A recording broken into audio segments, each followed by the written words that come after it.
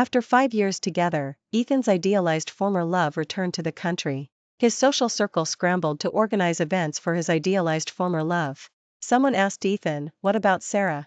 In the shadows, Ethan's cigarette glowed on and off, then his voice came through. "Deal with it however you need to. It was just a fling anyway." Chloe had returned. I learned this news from my social media feed. As if afraid I wouldn't know, Chloe's best friend posted 3 updates on her social media feed. She didn't tag me, but every word was clearly aimed at me. "Congratulations, princess, on your return. Your charming has been waiting for you all along." The accompanying picture showed Chloe and my boyfriend, Ethan. Under the dim, yellow light, they leaned close together, looking incredibly well-matched, like a perfect couple. Their friends around them were all offering blessings, and everyone had a great time. Below the post, Ethan's friends were enthusiastically liking it, and some even asked when Ethan and Chloe planned to get together, as if they didn't know Ethan already had a girlfriend. Neither of them, the main people involved, responded to that comment. 3 posts, 3 gatherings, and not a single person invited me. Of course, I'd never truly fit into their circle over the years. Even though they all called me Sarah when we met, and holiday gifts were never missed, the underlying politeness coupled with distance was still very apparent. After returned, Ethan's networking events increased daily, and his mind wandered more and more frequently. On our anniversary, we sat by the window. I was cutting my steak, but he seemed a bit distracted. In contrast to his silence, his phone was buzzing with activity, text messages constantly popping up on the screen, as if someone was urging him on. Ethan opened his text messages, then offered me an apologetic smile, about to speak. I said, understandingly, "Go ahead, important matters come first." Ethan leaned over Oh, kiss my cheek, then said, "Your birthday is coming up soon, isn't it? I'll make sure to spend it properly with you." Then he quickly left. I smiled. My birthday had just passed, the one approaching was Chloe's. The steak on my plate suddenly lost its flavor, and I picked up my wine glass, feeling slightly annoyed. After left, I sat in the restaurant, gazing at the Westwood City night view below, pondering my future with him. Suddenly, a call interrupted me. "Isn't that Sarah?" I looked up. It was one of Chloe's best friends. As if she had just seen Ethan leave, she sneered, "Princess is really something, isn't she?" A single text message, and she had Ethan running off. If I were you, I'd gracefully step aside. Shamelessly clinging on like this is utterly disgraceful. I retorted, "Did send you?" The smug look on her face instantly froze. I continued, "Do you know who Ethan's girlfriend is right now? Aren't the other women so brazen these days? Or are you all just habitual offenders?" After saying that, I scrutinized her from head to toe. Furious, she glared at me and walked away. A man's light chuckle came from behind me. I grew even more annoyed. This dinner was endless. I turned, ready to launch an attack, and found it was Ethan's arch-rival, Marcus. Marcus stood up and took the seat Ethan had just vacated. "Let me formally introduce myself. My name is Marcus, CEO of Lou." I didn't want to talk right then, so I just looked up with a puzzled expression. Marcus smiled faintly. "I didn't intend to eavesdrop on your conversation. I actually had a reservation at that table tonight, but I was stood up, and then I witnessed this dramatic scene. I've also heard about Chloe and Ethan. But unlike them, I'm on Miss Sarah's side. This is my text message contact.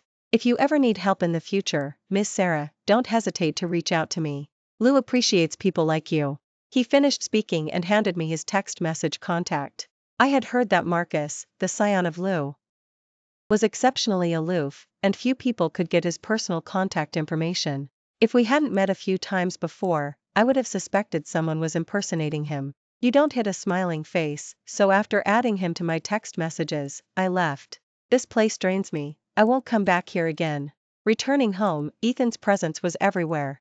His shoes were by the door, his favorite jacket hung nearby, and the house was filled with his preferred room fragrance. We had lived in this house for 3 years, and been together for 5. I only agreed to live together 3 years ago. 3 years ago, Ethan often had stomach problems, and I frequently came over to take care of him. One thing led to another, and I ended up moving in. After 3 years of living here, the place had transformed from a cold, impersonal model home into a cozy space. The sofa, originally black, was later replaced with my favorite yellow one. The coffee table became white, the lounge chair on the balcony was custom-made, and I had thoughtfully improved every little thing in the house. Perhaps, this home won't belong to me anymore. Before returned, Ethan used to come home regularly. On weekends, we would go grocery shopping, cooking, going for walks, and watching movies together, just like any ordinary couple. He said he had too many networking events during the week and preferred home-cooked meals. So I delved into cookbooks, and my cooking skills rapidly improved. Now diverse cuisines were no problem. But after Chloe came back, Ethan started coming home later and later, sometimes not returning at all for the night. Tonight, however, was unusual. He came back quite early, but his face was grim. Just as I expected, he started interrogating me. Did you lash out at Chloe's friend? And what's this about Chloe being the other woman? When did you become so sharp-tongued? On him, there was a mix of the smell of alcohol and smoke, along with a woman's perfume smell. I watched him silently. Why, the boy I once loved, watching him get angry at me for another woman. Did she tell you who started it today? Did you even ask for the full story? Where was your usual composure? And did you ask how I felt? Did you ask if I was hurt? That conversation ended with Ethan having stormed out. A few days later, Ethan's friend, Daniel, sent me an address, asking me to come for a get-together that evening. As I reached the private room door, I heard Daniel's voice. Hey, Chloe's back. What about Sarah? I stopped my hand from opening the door, my heart pounding as if awaiting a judgment. After a long moment, I heard Ethan's voice. Deal with it however you need to, it was just a fling. My hand, poised to open the door, dropped limply, just like my suddenly plummeting heart. I loved Ethan, otherwise, I wouldn't have given up an international job offer upon graduating from the university to stay at Shin. When confessed his feelings back then, I thought fate was finally on my side. After all, he was the boy I had secretly liked for years, and he actually proposed to me. After 5 years together, I believed Ethan also had love in this relationship. Even if it wasn't passionate, it was there. But I never expected that for him, it was just a fling. What about me then? What am I, Sarah? Just a replacement for Chloe while she was abroad? What did all my emotional investment over these years amount to? A joke? I almost choked back a sob. The door opened, and Daniel met my gaze, his eyes full of triumph. I closed my eyes, took a deep breath, and turned to leave. When declared his love for me in front of the entire university back then, I thought I had found my prince. He was tall, handsome, calm, considerate, and had a kind heart. But it was all fake, I was just a substitute for Chloe's absence. His behavior these past few days made everything clear. Not wanting to come home, frequent distractions, the smells on him every time he returned, and all those social media posts. So what was I still holding on to? I walked despondently down the street, on the verge of tears. Just then, a car pulled up beside me. It was Ethan's arch-rival, Marcus. Miss Sarah, would you consider coming to Lou and perhaps taking care of that jerk in the process? His smile was blindingly bright. I simply said, I'm not in the mood right now. Then, Miss Sarah, could you give me a chance for a heroic rescue? It's quite difficult to find a taxi around here. I looked around and got into his car. He handed me a phone. On the screen was Daniel's social media post, with the private room from earlier as the background. He posted a selfie giving a V sign, with the caption, "Mission accomplished." Below it were his replies to others, helping a buddy solve a problem. I opened my own social media feed, but Daniel's post wasn't there, which meant he had blocked me. I used Marcus's phone to send the screenshot to myself. But I was surprised to find that I was on Marcus's pinned contact list. I looked at him, and he smiled. A savvy professional like Miss Sarah must be a pinned contact. I'm hoping to poach you for Lou. I offered no comment. Even if I left Shin, there was no guarantee I'd join Lou. I sent Ethan a text message, let's break up. Then I sent him Daniel's social media post, adding, thanks to him, I heard you say it was just a fling. After this, we'll never see each other again. Then I blocked Ethan. After all these years with Ethan, I knew he wasn't someone who would say cruel things to my face. Daniel made me annoyed, so he shouldn't expect to be happy either. Daniel was so unwaveringly loyal to Chloe and Ethan partly because they were childhood sweethearts, and partly because Daniel's family business relied on the Bai family's raw materials. Their interests were inseparable. Then I packed up and moved out of Ethan's house. In the years since graduating, I had saved some money and bought myself an apartment in the city center a few years ago. As if I knew his relationship wouldn't last, I had prepared an escape route for myself early on. I didn't take any of the designer jewelry Ethan had bought for me. What wasn't mine, it's easier to run unburdened. In the end, I only packed one suitcase, a few everyday clothes and a laptop. I placed the keys on the dining table and left the house. The apartment hadn't been lived in for a long time, so I paid extra for a deep cleaning service to come over, then lay down and started thinking about my future path. The next day, when I left, I discovered Marcus was my neighbor. Marcus seemed unsurprised. Holding breakfast, he greeted me, "Morning, Miss Sarah. Have you eaten breakfast yet? I made too much at home. It would be a waste not to eat it," so I took the breakfast bag from Marcus. His cook skills were actually quite good. The next day, after taking all my vacation days, I packed up my personal belongings, handed over my responsibilities, submitted my resignation letter, and walked straight out of the company, ignoring my coworkers' stares. Then I bought a plane ticket to Willow, ready to clear my head. In previous years, after watching a popular travel show, I fell in love with Yunnan. I repeatedly told Ethan I wanted to go, but he always put it off, citing work. Now that I think about it, perhaps he felt a place like Willow wasn't worth a wealthy young master's time. After all, he'd grown up traveling to Switzerland, Italy, and Norway. He probably looked down on a small place like Willow, just as he looked down on someone from a rural village like me. But then I ran into Marcus again on the plane. I even wondered if he had installed a tracking device on my phone. He was everywhere. "I heard Miss Sarah resigned. Are you considering Lou? We're offering a CFO position, double salary, and stock options." I looked at him as if he were crazy. "Is corporation having trouble finding people?" "Not at all. It's because Miss Sarah is worth this price. Lou is holding a position open for you. Worthy?" Someone actually thought I was worthy. I felt a moment of dizziness. Moreover, Marcus's offer was a rare kindness extended to me from his social class. Then he acted charmingly toward me, saying, "I, Marcus, have personally come out for this. If Sarah doesn't join Lou, the guys at the company will make fun of me." I ignored him and closed my eyes to rest. Over the years, to repay Sean's kindness and to lessen Ethan's burden, I worked tirelessly day and night for the company. I networked for him, managed his affairs, drafted company plans for him. Like a true workaholic. Now, after shedding this burden, I finally had time to think about myself. After I landed, my best friend called, her voice cautious. "Did you break up with Ethan?" I pretended to be strong. "Yes, I did." My best friend then asked, "Did you block him too?" "Yes, I did." "Wait, how did you know I blocked him? Did he come looking for you?" "Yeah, he asked me where you lived and where you went after taking your vacation days." I replied, "Just block him." My best friend laughed happily. Alright, I'd been annoyed with him for ages. He always had such a stern face, like someone owed him money. I also burst out laughing there. "Ethan, you're a thing of the past now." Life in Willow was wonderful. I rented a convertible and booked a vacation rental by Willow Lake. Every day, I'd wake up naturally, watch the sunrise in the morning, enjoy local cuisine and local snacks for lunch, bike by Willow Lake in the evening, and attend bonfire parties at night. I was completely enchanted. I drove to Riverside Town, Lakeside District, and Stonebridge, visiting all the filming locations from the popular travel show. Here, I rediscovered a sense of life, but was always there, along the way. When I left my place, he was staying next door. When I went to the historic village, he asked for a ride. When I took photos, he took the camera and claimed he was a professional. I have to admit, Marcus's photos are genuinely beautiful, comparable to those of a professional photographer. I probed, "Marcus, how many people have you dated to be so good at taking pictures?" "Just call me Marcus.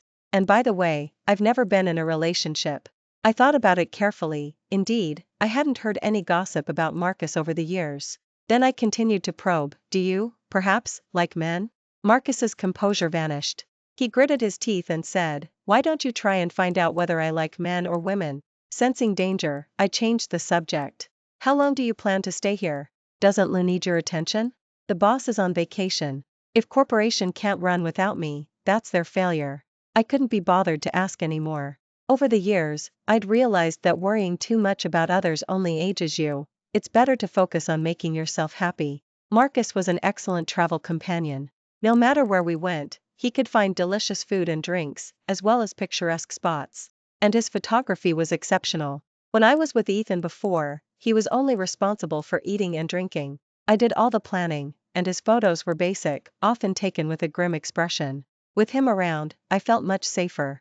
These days, a single woman traveling alone still needs to consider safety. Time flew by. On our last day in Willow, Marcus confessed his feelings to me by the lake. He said, "I know this isn't the most opportune moment, but I want to get in line early. If Sarah is considering a relationship, would you consider me? I don't have an idealized former love. And you don't have to reject me out right now, just accept my advances for now, consider this a trial period for me. As if he knew my thoughts, he blocked all my possible answers. From the moment I didn't refuse to travel with him, he knew I didn't dislike him. But he also knew I wasn't ready to immediately enter another relationship. So, I nodded. But to my surprise, after I nodded, Marcus Virtua LLY took care of everything for me. Booking tickets, checking out of the vacation rental, arranging house cleaning, and so on. I was only responsible for eating, sleeping, and getting myself ready. The pleasant days quickly passed, and we eventually returned to Westwood City. On the day we left Willow, Marcus posted on his social media feed. The background was me, and the caption read, "Beautiful companion."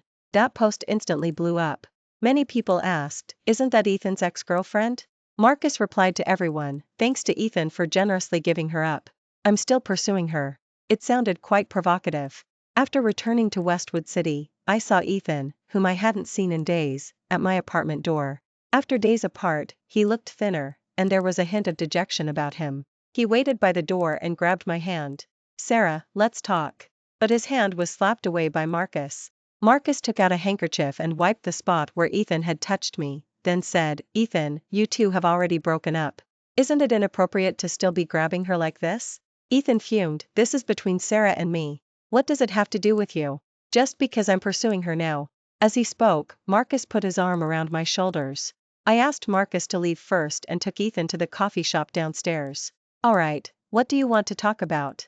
I asked. "Why did you break up with me? Isn't it obvious? After returned, how many times did you not come home? How many times did you leave right after taking her call? How many times did you flirt with her? Every time you came back, your perfume smell was stifling. That was just because Chloe had just returned and needed people like us to help her adjust to the environment here. You have a girlfriend, you're not single. She has Daniel and others around her. Does she still need you to wait on her hand and foot? Where are your boundaries?"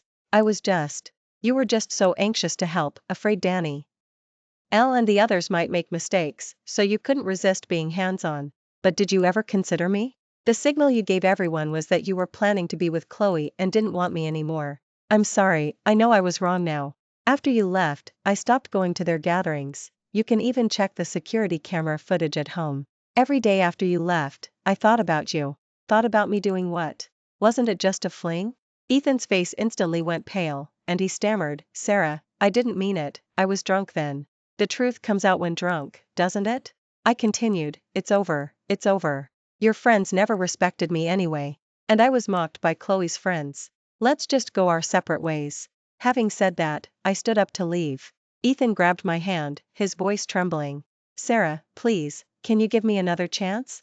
I promise this time I'll change all my flaws and treat you well." I brushed his hand away. "If only you knew this earlier, why did you act that way in the first place? You already made your choice subconsciously, and choices come with consequences." With that, I left. On the way, I recalled my past with Ethan. I first saw Ethan in front of my rundown house. He stepped out of an SUV wearing a small suit, his distinguished demeanor starkly contrasting with my dilapidated house.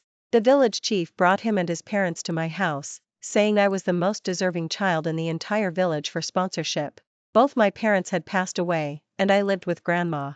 Grandma was not well, and we couldn't even afford her medical treatments, let alone my education. Ethan's parents decided on the spot to sponsor my family. Subsequently, Grandma received excellent medical treatment. For this, I had always been grateful to the Shin family. Grandma always taught me to study hard, to be ambitious and driven, and to leave the rural mountains.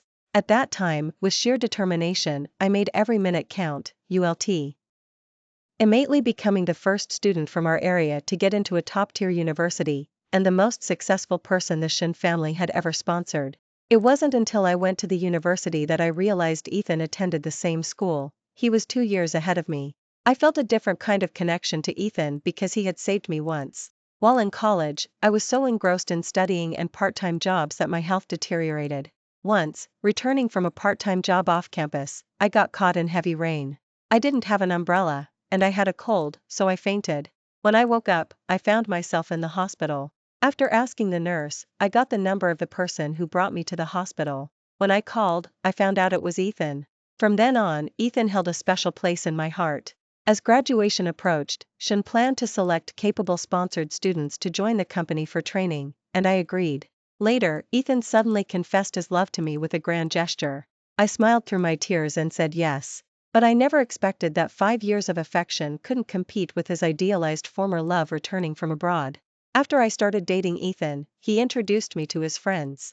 They were polite enough, but lacked genuine respect. I even overheard them gossiping about me privately, saying I'd used improper means to climb up. I didn't understand. Was it a crime to come from a humble background? I didn't try to explain, I simply distanced myself from them. It was also through them that I learned about Chloe, Ethan's idealized former love. I heard that Ethan was exceptionally attentive to Chloe's affairs. Often, with just one call from Chloe, Ethan would drop whatever he was doing and rush to her side.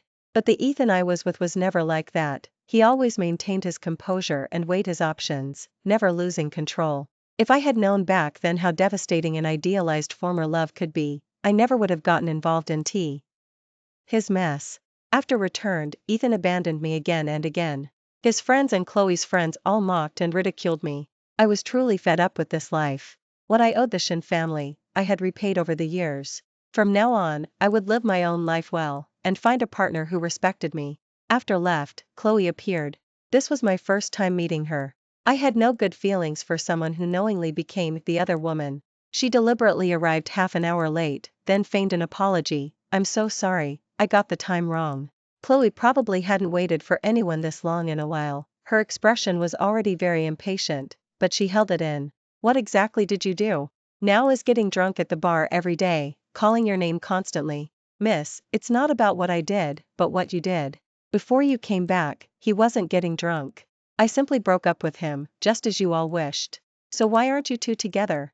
Then I continued to mock, and to think he called you his idealized former love. You're nothing special. Opposite me, Chloe was furious. I've seen countless women like you since I was a child, using a bit of beauty to seduce wealthy young men, trying to climb the social ladder. Now that Ethan has dumped you, you've latched onto Marcus. You really are something else. Before I could react, Marcus, who was behind me, directly splashed a glass of water on Chloe. The lemon slices landed on her head, looking quite comical. Marcus said in a deep voice, Miss Sarah is the woman I am currently pursuing. Chloe, from now on, you'd better be more respectful to her, or else, you can consider how many attacks your family's business can withstand from my Lu family. You weigh your options. A warm feeling surged through me. For the past 5 years, during my time with Ethan, I had harbored a hope that he would protect me like this in front of others. But in 5 years, it never happened. Yet was already defending me before we even officially started. This was love. Then I said, I admit my background isn't as good as yours, but remember this, Ethan pursued me back then, and now Marcus is pursuing me. I work hard and study diligently, unlike freeloaders like you who only rely on family wealth. And no matter how you try to twist it, you were the other woman between Ethan and me, and you're an other woman who will never move up. You used to be Ethan's idealized former love, but what about now? With that, I stood up and, pulling Marcus, left the place. I thought Ethan would stop bothering me after that, but he didn't give up. Every day he sent me fresh flowers and ordered meals, followed by new seasonal items from various brands. I was endlessly annoyed, but I couldn't bring myself to trouble the delivery people. Marcus, my neighbor, noticed my predicament and suggested I move into his estate, which offered excellent privacy. I agreed. Marcus's estate was huge, with a large lawn and a private lake. The bedroom he arranged for me was the master bedroom on the 2nd floor, the one with the best view in the entire villa. After moving in, it was evident from small details that this had originally been Marcus's room, but he had given it to me. Later, Marcus also moved in. He lived on the 1st floor. Knowing I liked to cook, he arranged for the house manager to deliver fresh ingredients daily. Occasionally, when I cooked, he would always finish every bite, showing respect for the cook by being a member of the Clean Plate Club. After being blocked, Ethan kept sending me text messages from other numbers, always saying he knew he was wrong and begging for another chance. One day, I couldn't take it anymore.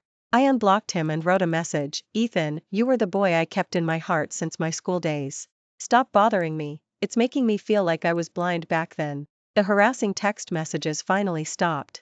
Later, at the estate, on my birthday, Marcus confessed his feelings to me again.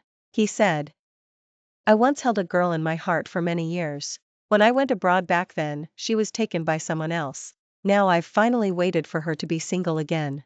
Sarah, will you be my girlfriend? I smiled and nodded. He stood up and kissed me, with the tenderness and care one would show a precious treasure. Just then, fireworks burst across the sky. I asked, if I hadn't said yes, would you still have set off fireworks? Marcus's face darkened. There's no not saying yes option. Then many people appeared around us. They were all Marcus's childhood friends. Each of them was beaming, then stepped forward to introduce themselves. Hello, Sarah, I'm XX. Feel free to call me if you need anything. This is my welcome gift for Marcus and you. It's a small token of my respect. I was overwhelmed and looked at Marcus uneasily. Marcus waved his hand. Take it, it's their heartfelt gesture. You're their Sarah, so accepting their respect is only proper. I playfully nudged him with my elbow, and his childhood friends all laughed heartily, saying, after all these years, we've finally found someone who can keep Marcus in line. That night, many people added me on text message. Their social media posts that day were all wishing Marcus his heart's desire and wishing Sarah eternal beauty, accompanied by a picture of Marcus and me kissing under the fireworks. Later, I asked Marcus, when did you fall in love with me? Marcus simply replied, a long time ago. Marcus's sighed, I am Marcus, the only son of the Lou, born with everything. During my university days, one year I was greeting new students as an orientation volunteer, and I met a girl. She likely came from a poor background, her clothes were faded from washing, her hair was dry and yellow, and she looked a bit malnourished. But what attracted me was her gaze. Her eyes were like a clear, calm lake, reflecting her composed demeanor. I offered to help her with her luggage. She didn't say much along the way, mostly asking about scholarships and part-time jobs. Since I hadn't had much exposure to those things, I just said I didn't know, and she didn't speak much after that. Looking back now, I was so naive. I should have gotten her text message contact then and found someone to recommend her, so I wouldn't have missed all these years. When I helped her with her enrollment, I saw her name, Sarah, and she was in my major. Later, I asked a classmate to recommend some well-paying part-time jobs to her, so her life wouldn't be so difficult. After that, I kept hearing bits and pieces about her. They all said an academic prodigy had arrived in freshman year, getting top grades in all her subjects, and she was also constantly working part-time jobs. Corresponding to academic prodigy was her nickname, the Queen. She was exceptionally beautiful and had an ethereal quality that drew everyone's attention from the moment she entered the university. However, she consistently rejected many suitors, regardless of their background or looks, stating she wanted to focus on her studies and wasn't considering romance. I also thought she wouldn't date during college, so I went abroad for graduate studies, planning to pursue her after returning home. But then I saw her on Ethan's social media feed. She was actually with Ethan. I started to worry about her. Ethan had a childhood sweetheart named Chloe, and they had a very good relationship. I didn't know what had happened in between, why Ethan was with her, or where Chloe was. But I knew Chloe would definitely become a ticking time bomb in her future. Sure enough, that time bomb eventually exploded. After returning home, I took over the family business and inquired about their past. It turned out she was so deeply connected to the Shin family. I briefly thought it was fate, but Ethan himself didn't cherish it. If you don't cherish it, don't blame me. After returned, there was a huge fuss. Every day was filled with lavish parties and clinking glasses. Even IR. And into them several times, and Ethan was always there. I looked around, but she wasn't. Instantly, I realized Ethan was out behind her back, and was flirting with Chloe. It infuriated me. Ethan, you had a pearl in your hands, yet you didn't cherish her, and you even humiliated her. So I decisively made my move. I had someone follow her, mainly because I wanted to quickly know their progress. I knew she wouldn't tolerate such humiliation. Sure enough, she moved out of Ethan's house. That night, I watched her alone, carrying a large bag and dragging a suitcase, trying to hail a cab on the roadside. It pained me terribly. The girl in my heart should be cherished, sleeping in a warm house late at night, not moving out alone on the street. I moved in next door to her, then followed her to Yunnan. I had my assistant prepare a Yunnan travel guide to help her fully experience life there, and I also diligently practiced photography with my assistant, because my assistant told me that a boyfriend who couldn't take good photos wouldn't be wanted. My assistant's strategy worked. During those days in Yunnan, she became increasingly radiant, especially when she saw the photos I took of her. Her eyes had a sparkle. But she actually tested me, clearly deeply hurt by that jerk, Ethan. So I quickly confessed that I'd never been in a relationship. Although she didn't say anything, I knew I had passed that test. Later, when I heard Chloe insulting her, I truly couldn't stand it. I lost all the composure I'd had since childhood and splashed water on the woman's face, but I don't regret it. I couldn't bear to see the girl in my heart insulted, especially by such a useless person.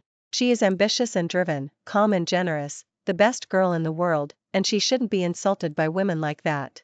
When I later heard her call Chloe a freeloader, I thought, good for her. When started bothering her again, I simply persuaded her to come to my estate.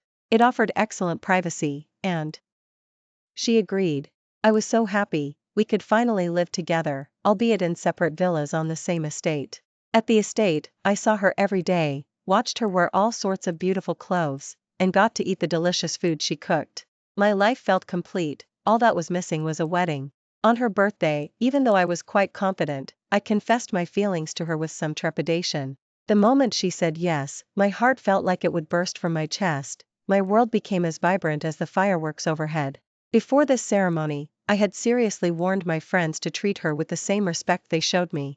If I discovered any disrespectful behavior, I told them not to blame me for turning on them. My friends all followed through perfectly, and she was very happy. I had finally won over the girl I loved. Ethan sighed. I am Ethan, the only son of the Shin family. In my childhood, my parents and I visited a village in the south. I had never seen such poor living conditions. There were mud brick walls, thatch roofs, drafty windows, mud floors, and a strange odor in the air. It was there that I first met Sarah. She was tiny back then, standing behind Grandma.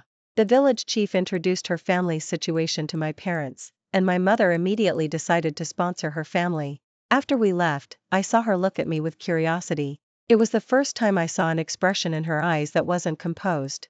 Yes, she had always been very composed. After receiving sponsorship, she studied diligently, didn't socialize, didn't feel sorry for herself, and dedicated herself entirely to her studies. She got into a top-tier university, becoming the first student from their remote small town in decades to do so. Both my father and mother were very fond of her. During her university days, she visited our home, bringing local specialties as thanks for the years of sponsorship. My mother personally welcomed her and asked if she wanted to work at Shin after graduation. She thought about it and agreed. Later, she became my assistant. Compared to my previous executive assistants, she was the most competent. She anticipated many things without me even asking, truly the all-rounder of the executive assistant's office. Her professional capability, however, contrasted sharply with her detachment in matters of the heart. Since joining the company, she had turned down countless suitors, earning her the nickname the Queen. After went abroad, I was in a funk for a long time. During that period, Sarah took on many of my company responsibilities. I have to say, the longer I spent with her, the more peaceful I felt inside. She was the kind of person who could spread a sense of calm. With her around, the entire executive assistant's office was rarely chaotic, and everything ran smoothly. I tried confessing my feelings to her, and to my surprise, she accepted. At first, I was thrilled, but then I grew accustomed to her kindness, and eventually, I slowly lost her. Being with her was a completely different feeling from being with Chloe. Every day was about partying and socializing, glamorous nightlife and constant excitement. With Sarah, it was the peaceful tranquility of life. She would tidy up the house, making it feel warmer, and she would cook delicious meals and take me for walks, savoring the beauty of life. When I was with her, I even wanted to come home earlier, because she gave me a sense of home. When returned to the country, I could tell she wanted to rekindle our old flame. Because of the regrets from my youth, I found myself torn between her and Chloe. In my indecision, my friend hurt her. That just a fling comment wasn't true. I only said it to mislead Daniel and to deceive myself. Deep down, I wanted to choose her, but I also had years of shared history with Chloe, and I honestly didn't know how to choose. Thinking back now, I truly despise myself. How could I use such words to describe such a strong-willed woman? I started giving her the silent treatment, constantly leaving her to be with Chloe. Over those past years, I knew she didn't like my friends, so gradually I stopped bringing her to gatherings. When she said we were over, I didn't immediately explain myself. I wanted to wait until I was calm before acting, but Marcus moved too fast. Within just a few days, she appeared on his social media feed, and Marcus looked utterly determined to win her over. I panicked. I immediately went to apologize and admit my mistakes, but it was too late. I saw the resolute determination in her eyes and realized how deeply my friends and I had hurt her over the years. I wanted a chance to make amends, but it was gone. Later, I saw on social media that she and Marcus had gotten married. My mother and father went to offer their blessings, and because of this, they were deeply disappointed in me for quite some time. The daughter-in-law they had so highly approved of was simply gone. And just like that, I lost my girl. Thank you for tuning in to today's story. If you enjoyed this video, please like and share it with your friends. We look forward to hearing your thoughts in the comments section. Feel free to share your perspectives, and don't forget to subscribe to our channel for more captivating stories. See you next time.